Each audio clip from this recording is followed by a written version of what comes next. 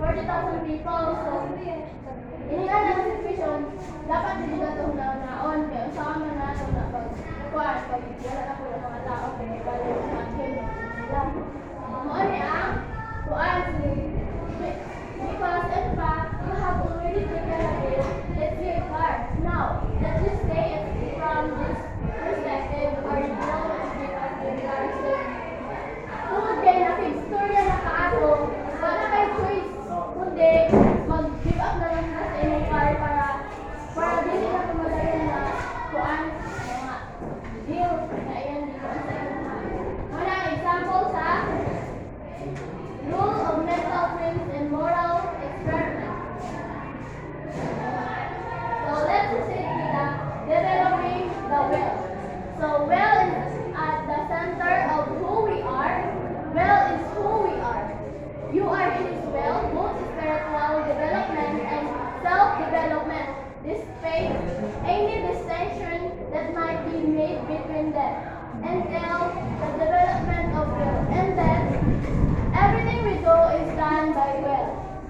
Usually we think of will is the active sense of self-control, of working toward and attaining goals.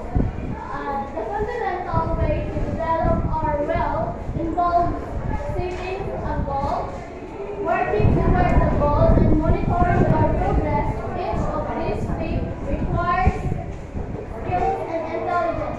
Like for example, kanang tambok ta kaayo. Kanang tambok ta kaayo tapos gusto na to magsita. So magkwanta, magsita og goal. Then magkwanta mga exercises step by step, di ba? Dapat step by step mga jud. Gagmay ang kanon para mo quality. Monitor niyo yung progress dapat imo balance niyo mga pagkaon and then exercise ka always para makuha niyo ang goals. Like for example, another example is gusto niyo na mahimo ka teacher in the future.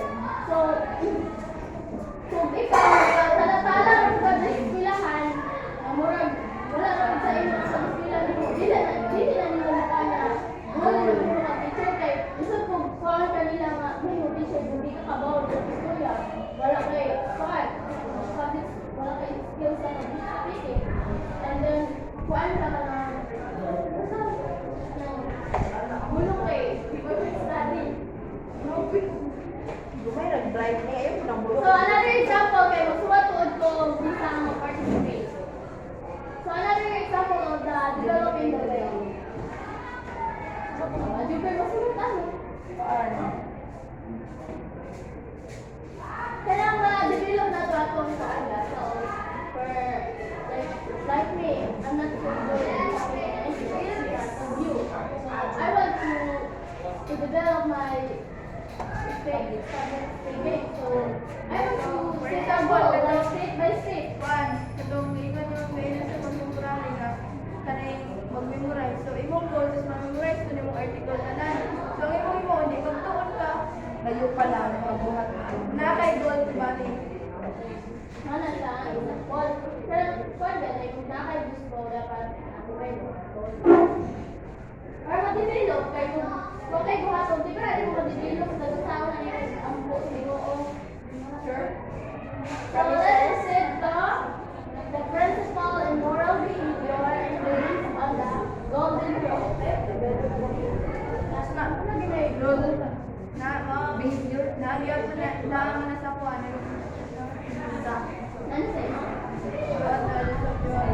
Society. Na nasa kuwan. Sa mga nasa katong, kato bitaw mo kainong ka nga, God ang moral act kung gusto ginoo. Kung ano yung support. Outside. So, everyone, read the Bible. The golden rule states, do unto others what you would have them do unto you. Is only perceived as one of Jesus' greatest moral teachings. It's overrated, so whatever you wish that men may do so to them. For this is the new law and of the prophets. Matthew 7:12. And every wish that men will do to you, do so to them. Luke chapter 6 verse 53. So, nadala na kabutangan, though unto